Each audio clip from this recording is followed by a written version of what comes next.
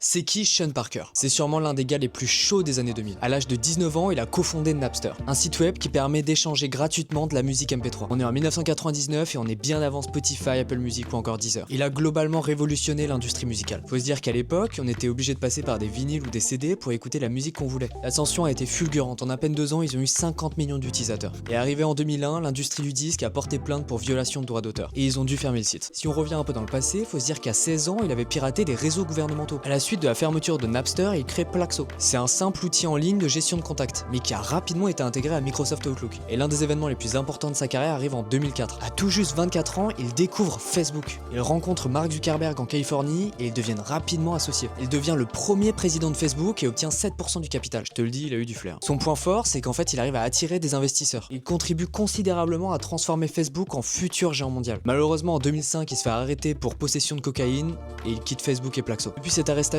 il est beaucoup plus discret, il a investi dans certaines entreprises et il a créé une fondation. Il investit massivement dans la santé et surtout dans la participation civique. Il reste l'un des précurseurs de la tech et de la culture startup. Actuellement, il a une fortune estimée à 3 milliards de dollars et c'est en majorité dû à Facebook. Justin Timberlake joue d'ailleurs son rôle dans le film The Social Network.